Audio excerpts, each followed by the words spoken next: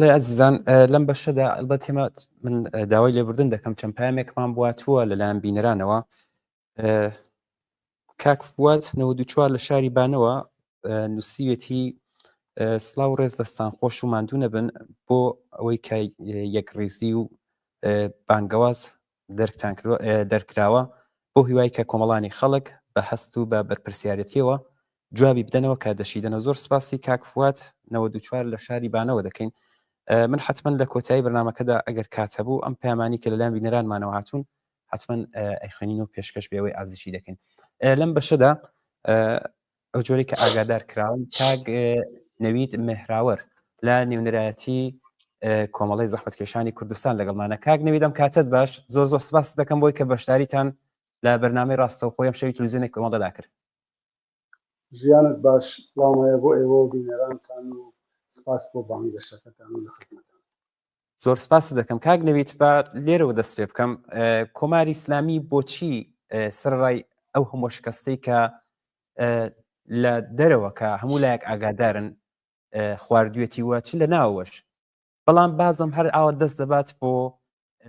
دەرکردنی سزای ئێعدام تایبەتەن لە کوردستان. ئەوەی کە سزای ئێعدام لەگەڵ بوونی کۆماری ئیسلامی و هاتنە سەرکاری وەک خۆتان پێشووترەکان ئاوەدوانەیەکن گیان ناکرێنەوە لێ. کۆماری ئیسلامی هەمیشە هەر لە سەرەتای هاتنە سەرکاریەوە تا ئێستاش هەوڵی داوە قەیرانە دەرەکیەکان و تەنانەت ناوخۆیەکانیش کە ڕوویەکە بە چاوسورکردنەوە لە خەڵکی خۆی لە خەڵکی ناڕازی وڵاتەکە بەو جۆرە دای بمەرکێنێتەوە تۆڵە لە ئەوان نسێنێتەوە. ئێستا خۆ دەزانین کاتێکە هێزە نیابەتیەکانی پەڕووباڵیان کراوە زەعیف بوون دەست و پێ کورد بووێتەوە، ئێستا هاتووەتەوە دیسان پەنای بردووەتەوە بۆ کاری لەم چەشنە سزای نائینسانی سزای نامرۆڤانەی ئێعدام. ئەگەر کەمێکیش بچینە دواوە دەزانن سەردەمێکە لە بەرامدا شەڕی ئێران و عێراقا شکستی هێنا و ناچار بوو ئاتەشبەس و سۆڵح قبولکە بە هەزاران زیندانی لە زیندانەکانی ئێرانە ئێعدام کرد و بە شێوەیەکی نامرۆڤانە و نائینسانی بە دوور لە چاوی خانەوادەکانیان لە گۆڕە بە کۆمەڵەکانە شاردیانیەوە و سەدان و هەزاران جەنایەتی تر. کۆماری ئیسلامی ئێستا تووشی قەیرانێکی دەرەکی بووە جگە لە کێشە ناوخۆیەکان. خۆتان ئەزانن هەموو دنیا یا زۆربەی هەرە زۆری دنیا لە دژی جمهوری ئیسلامی هاتووەتە دەنگ. ئێستا فۆرسەتێکە دیسانەوە بۆ خەڵکی ئێران و بۆ خەڵکی ناڕازی ئێران کە زیاتر لە 4 دەیە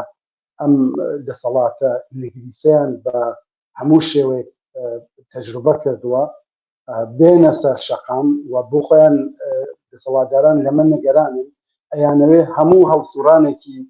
زۆر ئارام و مەدەنیش بلاخەرە بەم شێوە جوابی بنە. خۆتان نەزانن ئەم دوو ژنە تێکۆشەرە هیچ کارێکیان نەکردووە جگەل لەوەی کە لە کارە مەدەنیەکانە بەشداریان کردووە، خزمەتی خەڵکیان کردووە، بەدەم لێقۆماوانەوە بوون لە شۆڕشی ژینایە تەئسیر و کاریگەریان بووە بۆ بەدەمەوچوونی بریندار و خەڵکە ئاسیبی دەکەی سەرشەقامە تاوانێکیان نەکردووە. بەڵام ئەم ئەوێ ئەوانش هەموو خامۆشکە و بە چاوسورکردنەوە بەم شێوەیە بە ئێعدام و کوشتن و بڕین و ئەوانە خەڵک بترسێن و بینێرێتە دواوە و بینێرێتە ماڵەوەکە ئەقتدار و دەسەڵاتی نگریسی خۆی لە ئێران وەک ئەم چواردەیە و شتێکە کە لەسەر دەسەڵاتە ڕاب. کاک نەوید ئەوەی کە هەموو حیزبەکان بەشدارن لەم بانگەوازە هاوبەشەدا زۆرجێی دڵخۆشیە و زۆری جیاوازە لە چاو بانگەوازەکانی کە هاوبەش بوون. ئەم دەفعەیە پێش ڕووداوەکە ئەم بانگەوازە دەرکراوە بۆ ڕێگریکردن لە کارەساتێکی دیکە. گرنگی ئەم بانگەوازە و گرنگی سەرەتا پێم بڵێ گرنگی ئەم کۆدەنگیە چی بوو، دواتر گرنگی ئەم بانگەوازە لەم بارودۆخە کۆمەڵایەتی و مێژوویە چی بوو و چۆن دەبێت ڕێگری بکرێت کە چیتر کۆماری ئیسلامی نەتوانێت ئاوا بەڕاحەتی دەست بەرێت بۆ سزایەدا. ئەم کۆدەنگیە بۆیە ئێستش ئەوە یەکەم جار بگورە یەکەم بڵێم ئەمە یەکەم جار نییە حەزبەکانی ڕۆژهەڵاتی کوردستان بە کۆدەنی کۆد دەبنەوە ڕاگەیاندنی هاوبەش دەکەن من دەنگی کاگنەویدم بۆ نایە من دەنگی ئێوەم هەیە بڵێ فەرموو دەنگی ئەوەم نەبوو فەرموو کاگنەویت وتم کە یەکەم جار نییە حەزبەکانی ڕۆژهەڵاتی کوردستان ئاوای یەکدەنگ ڕوو بە کۆمەڵگاکەی خۆیان ڕوو بە بەردەنگانی خۆیان هەڵوێست وەردەگرن و داوا لە خەڵک دەکەن پێکەوە دەستێنێ دەستی یەک لە بەرامبەر کردەوەیەکی ئاوا جەنایەتکارانە یا هەر ڕەفتارێکی پێ جمهوری ئیسلامیە بۆستێ بەڵام ئەم جارەیان تایبەتمەندیەکەی لەوایە لەم قۆناغا هەموو دنیا هاتوۆتە دەنگ لە بەرامبەر کۆماری ئیسلامیە ئەگەر حەزبە کوردستانیەکان ئەمەیان نەکردای تۆزێک ڕەنگە ئۆفت بوو بۆ حەزبەکانی کوردستان کە لە حاڵەکان هیچ وڵاتێک نەماوەتەوە تەنانەت ئەوانەی شواکە لەگەڵ جمهوری ئیسلامی منافعی مشترکیان بوو بەرژەوەندی هاوبەشیان بوو بینیمان چۆن نمونونەکەی وەک ڕووسیا و وەک چینیش چۆن چاویان داخست لە هاستی جمهوری ئیسلامی و شکستەکانی قابل لە حەزبە کوردستانیەکان نەتوانن پێکەوە بێن و پێکەوە ڕاگەیاندنی هاوبەش دەکەن من وازانم کارێکی زۆر سێر و عەجایب و گەورە نییە کارێکی زۆر نۆرماڵە حەزبە کوردستانیەکان بە ئەرکی خۆیان هەستاون ئەم خەڵکی کوردستانی خۆمان کە لە هەموو بۆنەکانە لە هەموو ڕووداوەکانە گیان لەسەردەست ئامادە بوون لە حەزبەکانی خۆیان بەرگری بکەن لە ڕۆڵەکانی خۆیان بەرگری بکەن لەسەر شەقام بن و ئێستش داوایەکی زۆر جدی لە ناوەوەی کۆمەڵگا بوو چونکە لەم کاتێکە حکمی ئەعدامی ئەم ژنە تێکۆشەرانە ئاشکرا بوو ئێمە لە ڕێگای ڕێکخستنەکانی خۆمانەوە و هەروەها ئەوانش دەنگی ڕێکخراوەکانی کۆمەڵگای مەدەنیان بیست بوو ئەو پەیامیانە گەیان بە حزبی ئێمە بە کۆمەڵی زەحمەتکێشان حتمەن هەر لایەنە ڕێکخستنی خۆی هەیە و دەبێ ئەوانەیە بیست بێت ئێمە هەناومان نابوو ئەوە زووتریش پێمان وایە خەڵکی کوردستان ئەم داواکاریان هەبوو و دەبێت بە دەنگیانەوە بچوای ئێستا لەم قۆناغەدا کە جیاوازیەکەی تەنیا ئەوەیە ئەگەر پێشووتر وەک نمونە مانگرتن و هەڵوێستی ئاوا یەکدەست لە کوردستانە هاتوۆتە ئاراوە لە بەرامبەر کردەوە جینایەتکاریەکانی کۆماری ئیسلامیە هەندێک جار پاش ڕووداوەکان بووە وەک هەڵوێست وەرگرتن ئەم جارە گرنگیەکەی لەوایە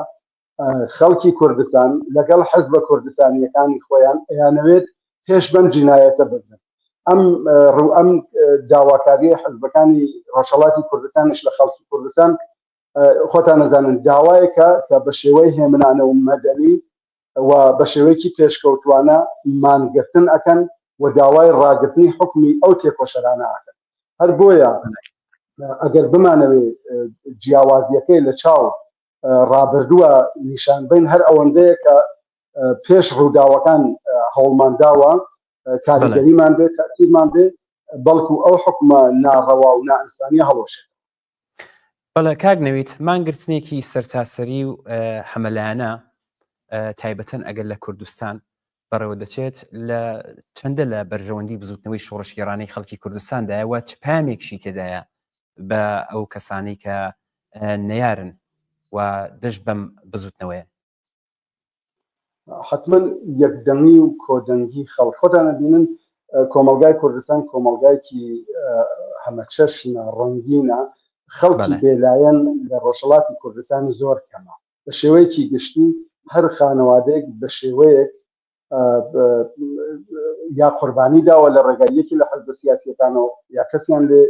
چووەتە زەندان یا ئاوەڕێی هەندەران بوونە بۆیە زۆربەی هەرە زۆری خەڵکی کوردستان چارەنووسیان بەندە بە حەزبە سیاسیەکانی کوردستانەوە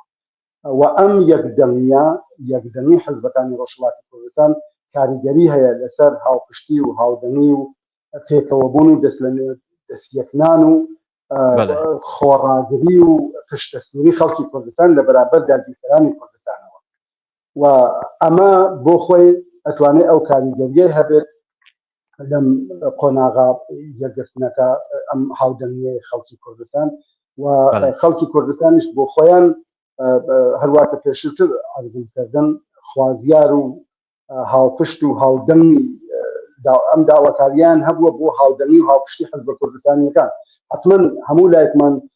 تەقویەتەکەوە لە بەرژەوەندی خەڵکی کوردستانایە و تەنانەت لە بەرژەوەندی حەزب سیاسیەکانی ڕۆژهەڵاتی کوردستانیشایە و پەیامێکیشە بۆ داگیرکەران و نەیارانی کوردستان کە خەڵکی کوردستان سەرەڕای جیاوازی فکری و نەزەریان بەڵام لە بەرامبەر کردەوە جینایەتکارانەکانی حکوومەتی ئیسلامی و داگیرکەرانی کوردستانە هاودەنگن و پەیامێکیشە بە ئەو هێز و لایەنانەی بەناو ئۆپۆزیسیۆنی سەراسەری لە ئێرانە کە کوردستان وەک هەمیشە یەکەیەکی سیاسیە و هاودەنگ و هاوپشتە و ئەتوانێت لەگەڵ ئەوانیش هاودەنگ بێ بۆ ڕووخانی کۆماری ئیسلامی و هیوادارم ئەوانەی خۆیان ناونن ئۆپۆزیسیۆنی سەراسەری